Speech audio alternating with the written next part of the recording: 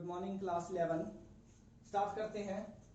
और next topic metric prefixes. Prefix क्या होता है? प्रीफिक्स एक ग्रुप ऑफ वर्ड या एक एफिक्स होता है जो किसी भी वर्ड के आगे लगा दिया जाता है। और सुफिक्स क्या होता है? ए ग्रुप ऑफ वर्ड और an affix which is used at the end of a word. यानी कोई वर्ड जैसे हमने लिखा किलोमीटर,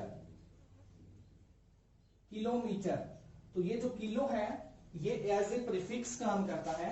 और यहां पर हम बेसिकली पढ़ेंगे मैट्रिक प्रीफिक्सेस, यानी एक ग्रुप ऑफ वर्ड और a word, a group of word और एक सिंपली ए वर्ड या an affix which is used in front of a word which is change the meaning of word. वो इसका meaning change कर देता है।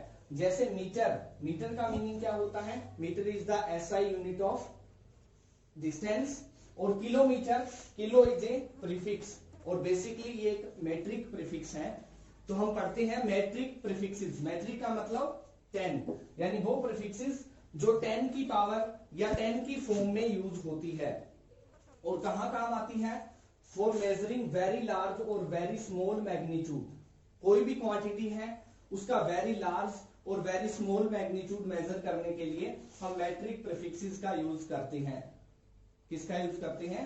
Matric prefixes का। जैसे अगर मैं बोलूं कि मान लो मेरे से कोई डिस्टेंस है वो 10,000 किलोमीटर है, 10,000 मीटर।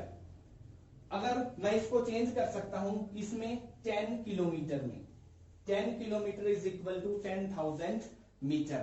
तो ये किलो क्या है? यहां पर ये किलो एक मैट्रिक प्रीफिक्स है और जिसकी वैल्यू होती है 10 की पावर 3, 10 की पावर 3। Let's start. और इनके कन्वर्जन भी मैं एक दो एग्जांपल के साथ आपको बताऊंगा कि इनको कैसे कन्वर्ट किया जाता है। तो सबसे पहली prefix deci, small d, small c, small m, mu. ये जो स्मॉल लेटर में जो प्रीफिक्स आती है बेसिकली वो 10 की माइनस पावर्स के बारे में बताती है। और जो कैपिटल लेटर के साथ आएगी वो मोस्टली 10 की पॉजिटिव पावर्स के बारे में बताएगी। तो हमारी पहली प्रीफिक्स है डेसी। डी सिंबल है स्मॉल डी और मीनिंग क्या होता है? 10 की power -1। Second is centi, C 10 की power -2। Third is milli, small M 10 की पावर -3। यूज देख लेते हैं। जैसे कोई डिस्टेंस है जो 1 मिलीमीटर है, कितना है? 1 मिलीमीटर, यानी हम इसको कैसे लिख सकते हैं? 1 mm, मिलीमीटर। और मिली का मतलब 10 की पावर -3, यानी ये क्या हो गया हमारा?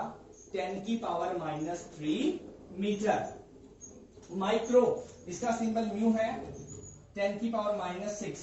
नैनो, स्मॉल एन 10 की पावर -9।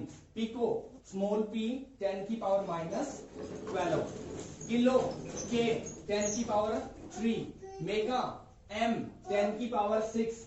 गीगा, जी 10 की पावर 9। जैसे हमारा कोई डिस्टेंस है वो है 1 मेगामीटर, तो हम इसको कैसे लिख सकते हैं? मेगा का मतलब 10 की पावर 6, यानी ये हो गया 1 मेगामीटर, यानी ये हो गया 10 की पावर 6 मीटर। तो हम ऐसे डिस्टेंस को कन्वर्ट कर सकते हैं या वेरी स्मॉल या लार्ज क्वांटिटीज को कन्वर्ट कर सकते हैं। Okay, next is conventions for writing of units and their symbols. Very important है। कई बार हम मिस्टेक कर देते हैं किसी भी क्वांटिटी का यूनिट उसका सिंबल लिखने में। तो यहाँ पर कन्वेंशंस हैं, कुछ रूल्स हैं जो हमें फॉलो करने होते हैं। सबसे पहला रूल क्या है? Unit never written with capital initial letter even after it is named after a scientist.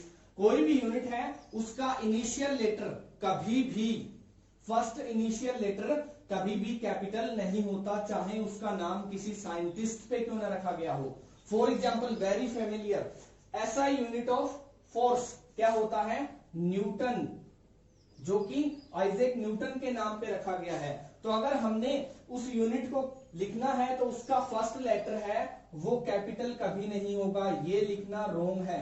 ये पहली कन्वेंशन हमारी कहती है कि चाहे एक साइंटिस्ट के नाम पे कोई यूनिट बताया गया हो, अगर हम उस यूनिट को लिख रहे हैं, सिंबल की बात नहीं हो रही यहाँ पर, ओनली यूनिट की बात हो रही है, न्यूटन, तो उसका फर्स्ट लेटर है वो कैपिटल नहीं होगा।